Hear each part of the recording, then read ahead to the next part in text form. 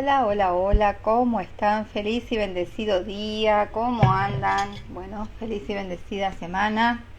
¿Cómo están? Espero que muy bien. Acá estamos en un nuevo encuentro de lectura en vivo. Hoy voy a compartir el segundo capítulo de este libro, El ojo del yo, del que nada está oculto, Dr. David R. Hawkins. Vamos poquito a poco adentrándonos en estas enseñanzas, en esta forma de ver a ese yo, a ese ego. Y bueno, vamos a comenzar con el capítulo 2.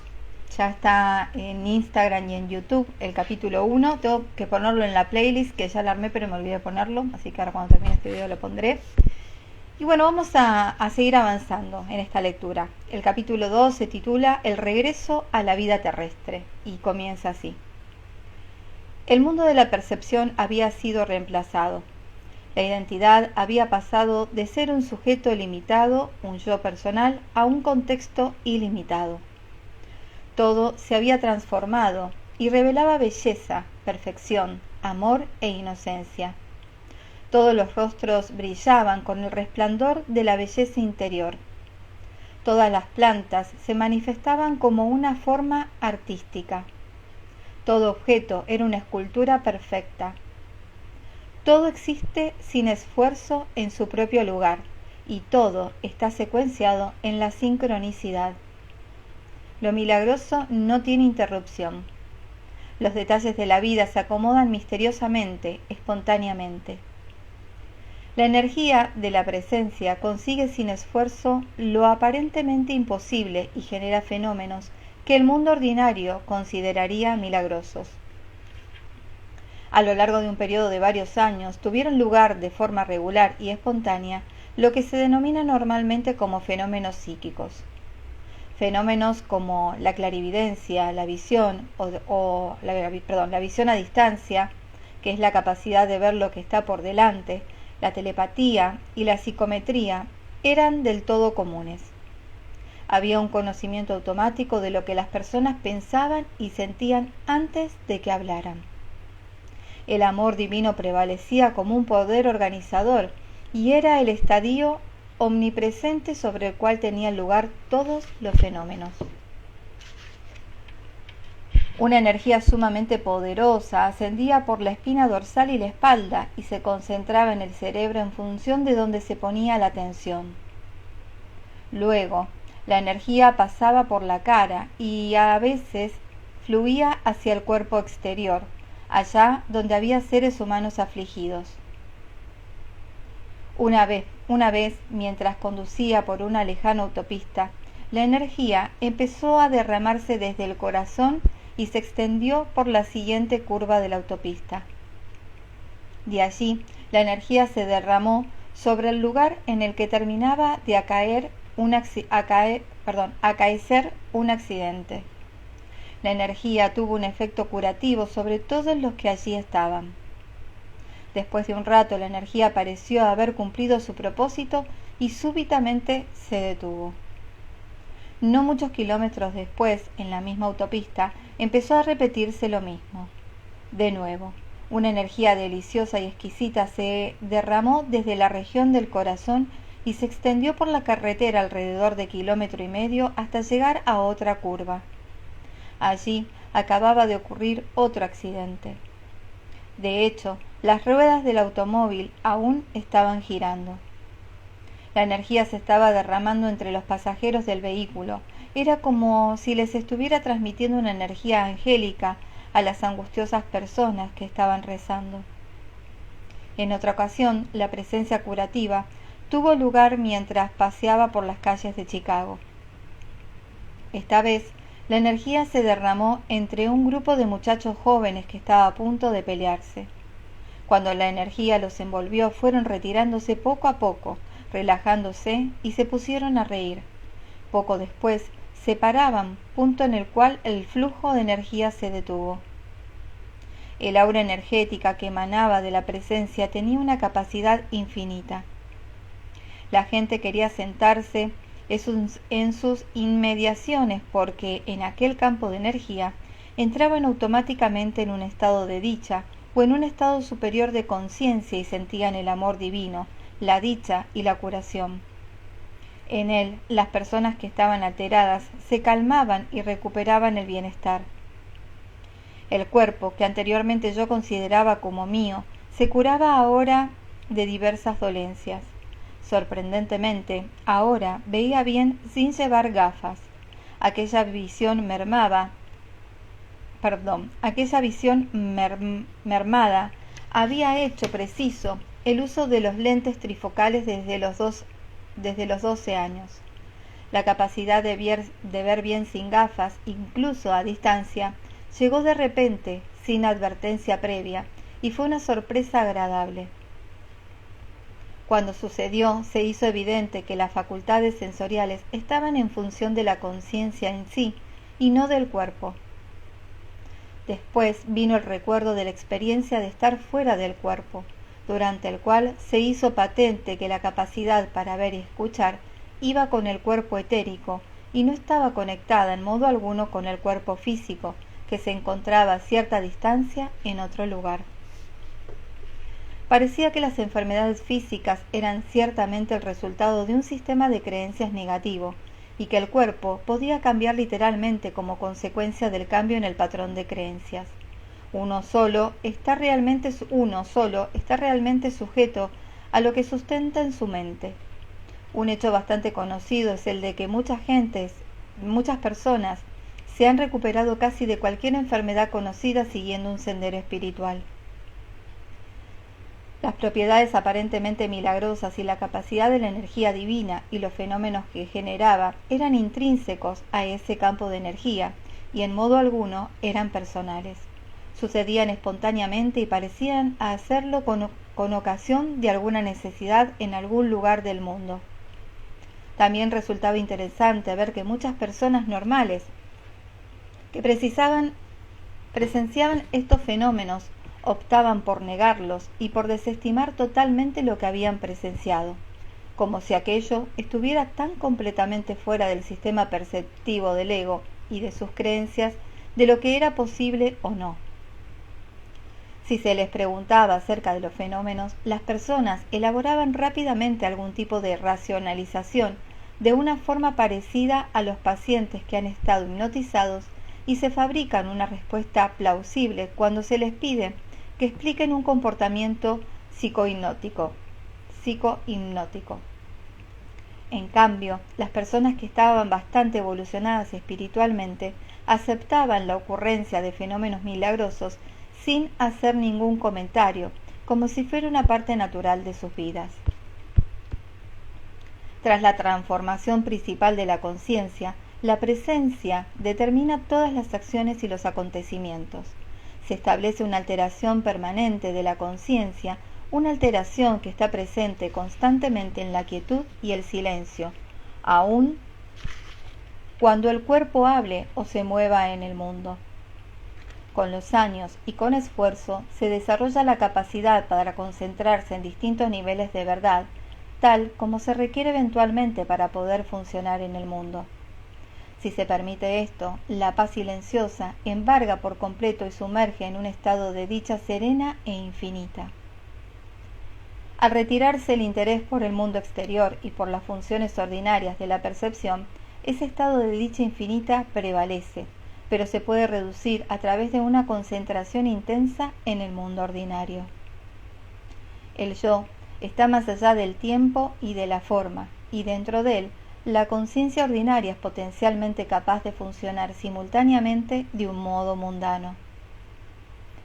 Era difícil considerar el mundo de la percepción ordinaria como algo real, y era difícil, por tanto, tomárselo en serio. Esto lleva a una especie de capacidad permanente para ver el mundo con humor.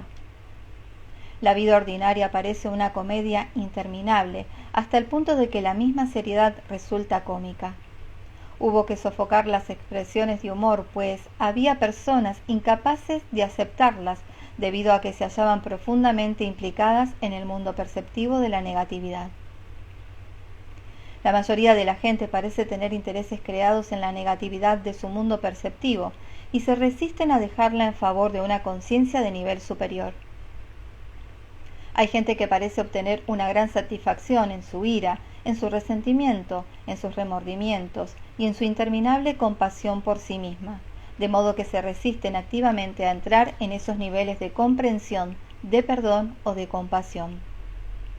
La negatividad parece tener suficientes ventajas como para perpetuar formas de pensamiento que son obviamente ilógicas y autocomplacientes, del mismo modo que los políticos distorsionan la verdad con el fin de obtener votos, o que los que persiguen a los criminales eliminan evidencias de la inocencia del acusado con el fin de obtener una condena.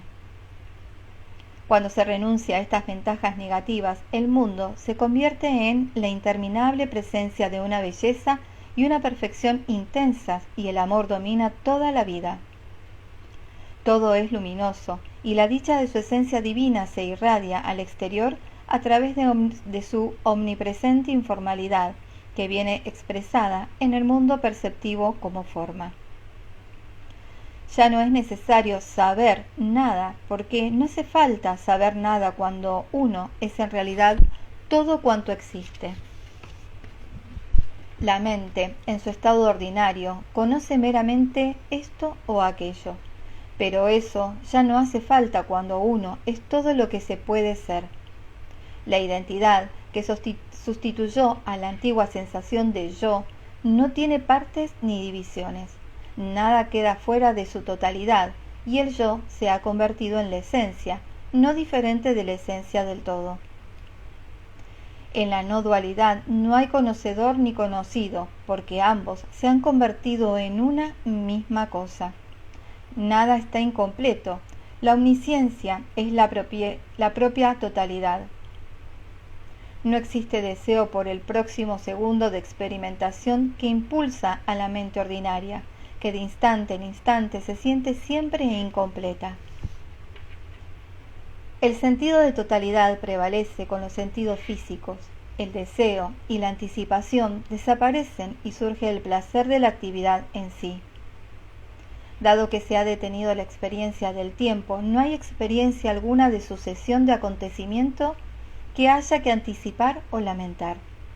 Cada instante es completo y total en sí mismo.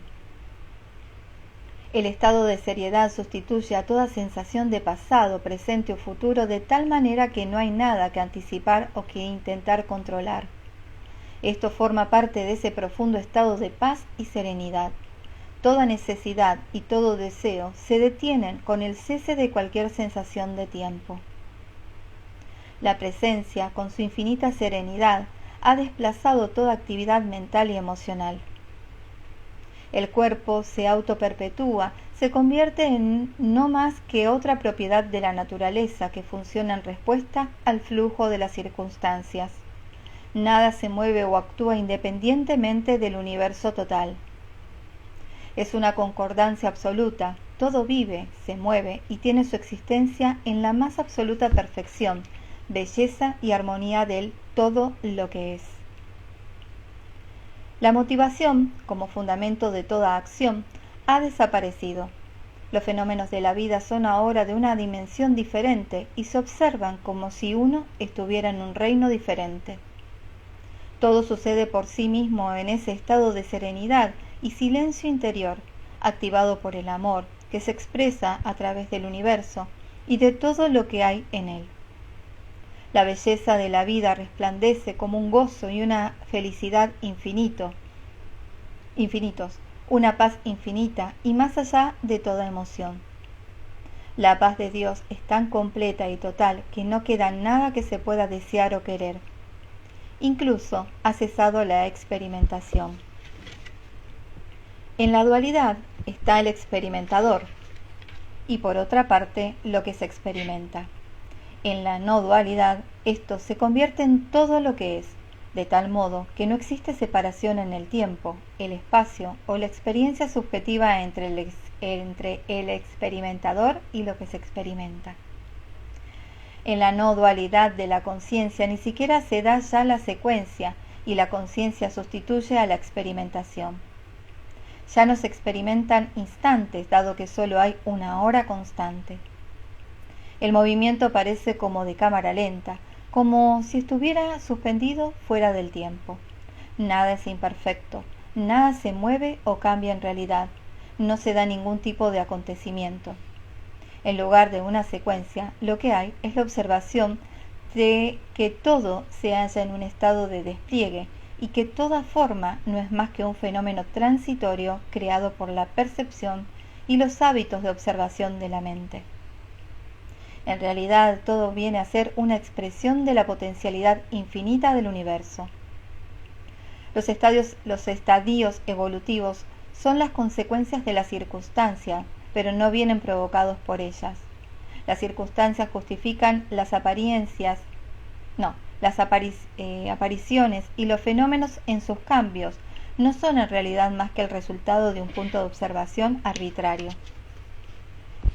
Desde el punto de vista de la singularidad parece haber multiplicidad, pero desde la omnipresencia de la multiplicidad simultánea solo existe la singularidad de la unidad. La omnipresencia echa abajo cualquier artefacto perceptivo, tanto de singularidad como de multiplicidad.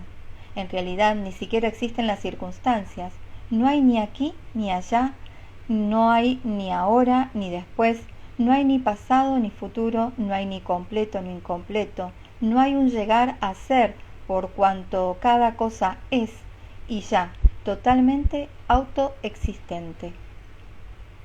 Hasta el tiempo en sí es un punto de observación arbitrario, al igual que la velocidad de la luz. Nuestro habitual empeño por describir el universo se puede ver no como una descripción del universo, sino como una descripción desde puntos de observación arbitrarios, no siendo ciertamente otra cosa que un mapa del modo ordinario en que funciona la mente. Lo que se describe en realidad no es un universo objetivo y existente en sí, sino meramente las categorías de la actividad de la mente y las estructuras y formas de su procesamiento secuencial. De ahí que las limitaciones de la ciencia estén preordenadas por las limitaciones que le permite el mundo perceptivo de la dualidad. La percepción está limitada de por sí, en el sentido de que solo sabe acerca de en lugar de saber. Nada se espera que la ciencia vaya más allá de los límites de la percepción, ni tampoco habría que culparla por ello. La ciencia solo puede llevarnos hasta el umbral de la conciencia, la cual no depende en absoluto de la percepción. En la actualidad, la ciencia avanza a través de la intuición científica y la lógica, y las pruebas vienen después. Normalmente, denominamos creatividad a estos saltos intuitivos, una creatividad que supera la lógica y potencia los avances. Así, el descubrimiento es el verdadero manantial de la evolución de la sociedad. En el estado de la conciencia, la mente se queda en silencio. El pensamiento lógico o secuencial se detiene y en su lugar hay silencio y serenidad, así como un despliegue continuo y sin esfuerzo, una presentación que se manifiesta como revelación. El acto del conocimiento se despliega por sí mismo y la actividad de todo lo que es brilla silenciosamente, evidente y resplandeciente en su propia esencia. Todo se manifiesta en una revelación completa y continua.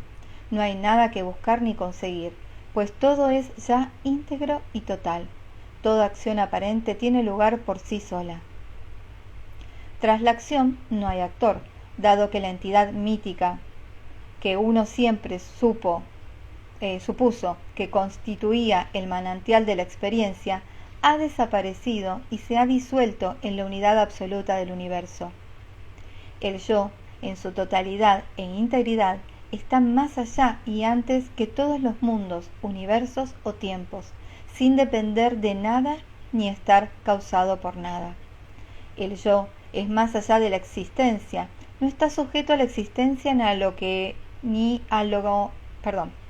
no está sujeto a la existencia ni a la no existencia, a principio ni final, a tiempo ni espacio. Ni siquiera se le puede incluir en los conceptos de es o no es. El yo no es manifiesto ni no manifiesto, y está más allá de cualquier dimensión implícita por tal categorización de conceptos. hicieron falta algunos ajustes importantes para poder operar de forma convincente en el mundo de la experiencia ordinaria. Hay una continuidad y unidad entre los reinos de la dualidad y la no dualidad, y la no dualidad impregna completamente la dualidad. El límite de la dualidad es ciertamente el límite de la conciencia, un límite que parece ser una conciencia del enfoque. Los seres humanos se ven inocentes debido a la extrema inconsciencia de su verdadera realidad. En este estado están dirigidos por los programas de su ilusorio sistema de creencias, pero al mismo tiempo la pureza del espíritu brilla igual que su intrínseca belleza. En términos actuales, se podría decir que la gente está dirigida por sus programas de software, de los cuales no son conscientes. Todas las personas se hallan en un proceso de evolución de la conciencia, habiendo unas más evolucionadas que otras. Cada una de ellas representa el despliegue de la conciencia bajo unas circunstancias diferentes y de ahí que ofrezcan diferentes niveles de apariencia. Es como si cada persona estuviera cautiva en determinado nivel y no pudiera pasar a otro nivel sin el consentimiento, la decisión y el acuerdo de la voluntad. Por hacer una comparación, la inocencia intrínseca podría entenderse si vemos a la persona como el hardware, a sus acciones y sus creencias como el software.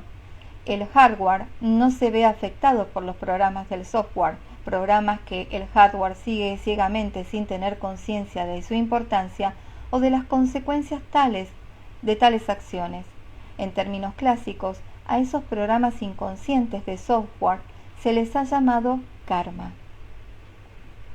El estado en el cual operan las personas normales no implica ninguna falta o defecto moral, pues no representan más que las posibilidades de los campos de conciencia expresándose a través de cada entidad viva. Aunque en realidad no hay buenos ni malos, es obvio que todas las acciones tienen consecuencias. Más allá de las diferencias aparentes, lo único que hay es la realidad del yo, único brillando en tanto que fuente de vida en todo lo que vive. Cada entidad vive en el fotograma congelado de este instante, que es todo lo que hay realmente más allá de su conciencia. En la no dualidad no puede haber instante alguno en el que se pueda dar eso que llamamos problema, conflicto o sufrimiento. Todo esto surge en la anticipación del instante siguiente o en el recuerdo del pasado. El yo parece ser un producto del miedo, y su objetivo es controlar el siguiente instante de experiencia y asegurarse la supervivencia. Parece vacilar entre el miedo al futuro y los lamentos por el pasado, y el deseo y el sentido del tiempo que repele la acción surgen de la ilusión de la carencia. Con la sensación de que todo está completo, el deseo cesa. Todo aquello que cree que es finito teme por su supervivencia, pues está sujeta al tiempo y a las ilusiones de la causalidad. En el momento que desaparecieron las motivaciones habituales de la vida, ésta se hizo fácil. Lo que había sido personalidad no era ahora más que una vaga propensión que parecía saber cómo imitar un comportamiento normal a partir del recuerdo de estos patrones, pero su discurrir provenía de otra fuente. Lo que previamente se habría considerado como algo personal era ahora obviamente impersonal. En primer lugar, el yo real no podía explicarse a sí mismo ante los demás. Lo que para este yo era realidad, sólida y sustancial, sonaba a abstracto o filosófico cuando se intentaba transmitir con palabras a personas normales que estaban dirigidas por conceptos y patrones de pensamiento secuenciales. Lo que para la persona media era algo místico, desde el yo se veía como una realidad concreta y subjetiva. Llevaba esfuerzo dar energía a los patrones del pensamiento ordinarios para poder facilitar la comunicación verbal. El verdadero yo está más allá de la conciencia misma, pero se puede irradiar en la medida en que sea capaz de retirarse de la dicha para sumergirse en la actividad mundanal. El amor se convierte así en el único motivador para la continuidad de la existencia física.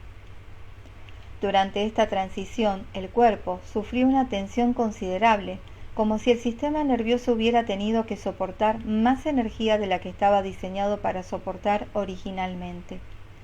Los nervios solían sentirse como si hubiera un tendido de alta tensión por el cual pasara una corriente de alto voltaje. Con el tiempo, esto hizo necesario mudarse de la gran ciudad y de la vida urbana hasta una pequeña ciudad del oeste que durante años venía atrayendo a la gente que se consagraba a una vida espiritual y no materialista. Entonces, la meditación tomó el lugar de las actividades cotidianas y el estado de dicha volvió como consecuencia de lo que bien se podría decir que era un modo de vida ascético por el simple hecho de no haber necesidades ni deseos. Fue una etapa de olvidarse incluso de comer, como si el cuerpo fuera ciertamente algo periférico o no existiera siquiera. Uno podía pasar por delante de un espejo y sorprenderse de que hubiera incluso una imagen allí. No había interés alguno por los acontecimientos del mundo, circunstancias que duró unos 10 años, tiempo de retirada en relación al funcionamiento habitual, con el fin de ajustarse al estado espiritual que había reemplazado a la conciencia anterior.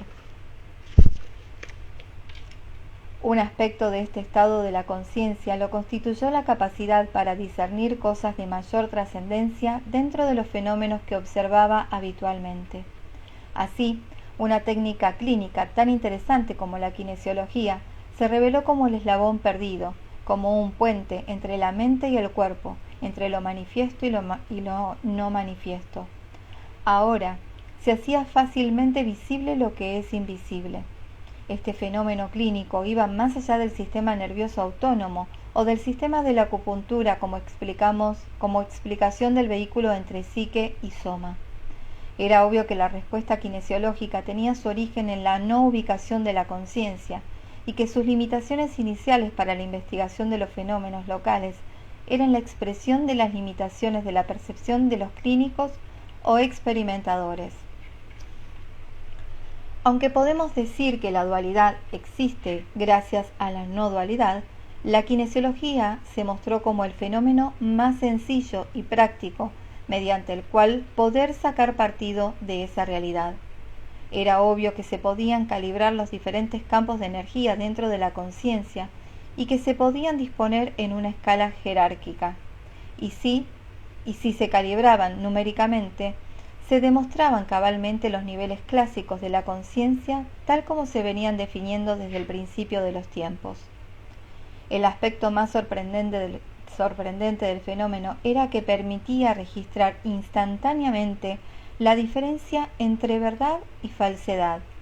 Se trata de algo que estaba más allá del tiempo y del espacio, y que superaba a la psique humana y a las mentes de las personas involucradas. Era una cualidad universal de la conciencia, del mismo modo que el protoplasma tiene las cualidades universales de la reactividad a los estímulos. El protoplasma reacciona involuntariamente El protoplasma reacciona involuntariamente tanto a los estímulos nocivos como a los benéficos y distingue entre ambos. Se aparta de lo que es contrario a la vida y es atraído por aquello que lo sustenta. Del mismo modo, y con la velocidad del rayo, los músculos del cuerpo se debilitan de inmediato en ausencia de la verdad y se fortalecen en presencia de ella o de lo que sustenta la vida. Todo en el mundo, incluso los pensamientos, los conceptos, las sustancias y las imágenes, evoca una respuesta que puede ser demostrada como positiva o negativa. La respuesta no está limitada por el tiempo, el espacio, la distancia o la opinión personal. Con esta sencilla herramienta se puede explicar y documentar la naturaleza exacta de todo en el universo, en cualquier momento dado. Todo lo que existe o haya existido, sin excepción, irradia una frecuencia y una vibración que es como una huella permanente en el campo impersonal de la conciencia, que se puede recuperar a través de esta prueba mediante la misma conciencia. El universo se revela ya, el universo se revela, ya no eran posibles los secretos. Era evidente que se podían contar todos y cada uno de los cabellos de tu cabeza, y que ni siquiera pasaba desapercibida la caída de un gorrión. Aquel todo os será revelado se había convertido en un hecho. A ver cuánto falta. Ya termino. Ya se termina el segundo capítulo. Poder frente a fuerza. La prueba se sometió a estudio en miles de sujetos experimentales, tanto de forma individual como en grupos. Los resultados fueron universalmente concordantes, con independencia de la edad o del estado mental de los sujetos. Las aplicaciones del descubrimiento eran obvias en los campos de la actividad clínica, la investigación y la enseñanza espiritual. Los descubrimientos hechos se plasmaron en el libro Power versus Force, Poder frente a la fuerza, así como en una disertación de doctorado publicada con el título de Qualitative and Qualitative Analysis and Calibration of the Levels of Human Consciousness. Bueno, perdón por mi inglés. Ya saben que mi inglés no es bueno, así que hago lo mejor que puedo. El objetivo de los esfuerzos posteriores fue aportar credibilidad adicional y validación científica a los descubrimientos que no eran explicables mediante la lógica o las restricciones de la causalidad newtoniana. Aunque la escala numérica de la conciencia se presenta en forma logarítmica y numérica, los campos de la conciencia a los que se hace referencia son no lineales y se hallan más allá del paradigma newtoniano de la realidad. Esta escala proporciona un vehículo entre lo conocido y lo no conocido, entre lo manifiesto y lo no manifiesto, entre la dualidad y la no dualidad. Constituye una herramienta de tan alto valor que muchas personas sufrían un choque de paradigma cuando conocían el trabajo.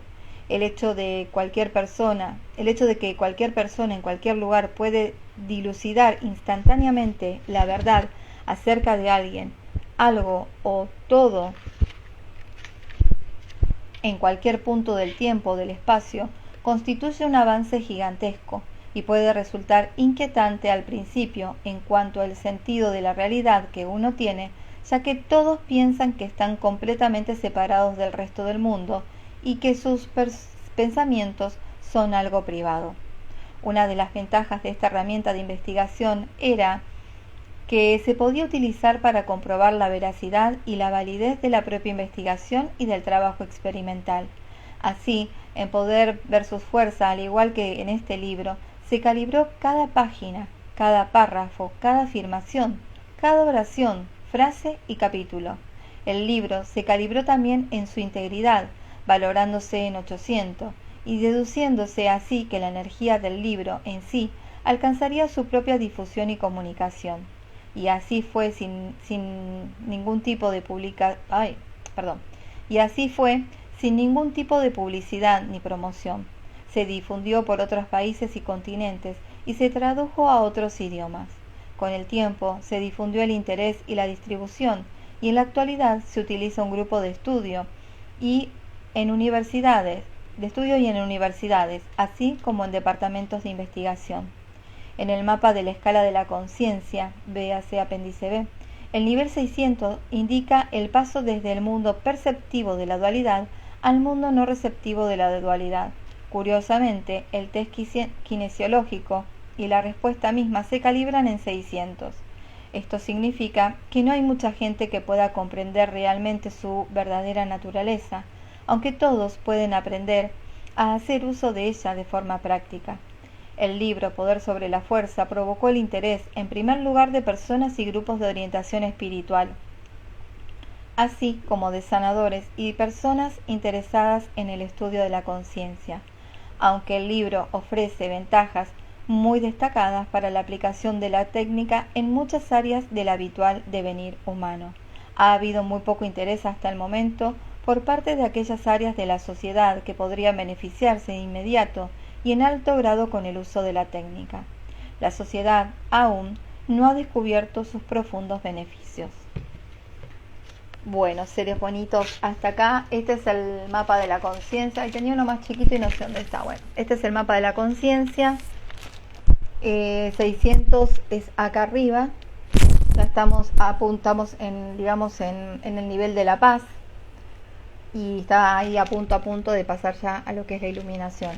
Así que, bueno, lo que nos dice que, bueno, el doctor, que todavía es como que llega a algunos, si bien esta información está para todos, si el colectivo, si la gente pudiera quizás darse la chance, podría elevar muchísimo más la conciencia. Y bueno, todo lo que nosotros hagamos como trabajo interno, al ser energía, se expande a nivel colectivo. Por eso lo importante, ¿no?, de trabajarse uno, de estar en paz uno, de silenciarse, de vibrar en amor. No importa lo que esté sucediendo afuera, o sea, eso es la manera que nosotros tenemos de ayudar al colectivo a que esté en esa misma vibración, ¿sí? O al menos es lo que intentamos. Lo más importante es que nosotros estemos en amor y en paz. Después el resto ya verá qué hace consigo. Gracias, Yaya Holística, gracias por estar siempre presente, sea en los videitos, en las lecturas. ¿Cómo es tu nombre, Yaya? ¿De dónde me estás viendo? Me encanta también saber un poquito de ustedes, que bueno, que acompañan, que hacen que esta cuenta siga creciendo día a día. Ayudan muchísimo con un corazoncito, con un me gusta, suscribiéndose al canal de YouTube, donde ahora voy a subir esta lectura, donde tienen una playlist, o sea, en YouTube hay varias pestañitas, varias carpetitas. Claudia, de Cañada Seca, ¿dónde queda Cañada Seca? No tengo ni idea, hermosa. Bueno, Claudia, voy a tratar de retener tu nombre, así te saludo por Claudia. No sé dónde queda Cañada Seca. Del norte de Buenos Aires. Ah, mira. Bien. Bueno, estamos acá. Genial. Ay, no sé mucho yo de lugares, pero bueno, esto es lo que soy. Bueno, hermosa, te mando saludos a todos los que están viendo ahora. Gracias de verdad por estar, por compartir, por resonar con lo que se comparte en esta cuenta. Todo se entrega desde lo más profundo de mi ser y mi corazón. Tomen lo que les sirve y lo que no, déjenlo pasar, no pasa nada. Bueno, eso. Límite entre La Pampa y Córdoba, un mínimo pueblito. ¡Ay, qué hermoso! Bueno, ojalá algún día pueda ir allá entonces. Espérame. Ahora que empecé a salir a la ruta, bueno, agárrese la Argentina, ¿eh? Espero poquito a poco ir pudiendo ir a recorrerla. Cañada Seca, perfecto.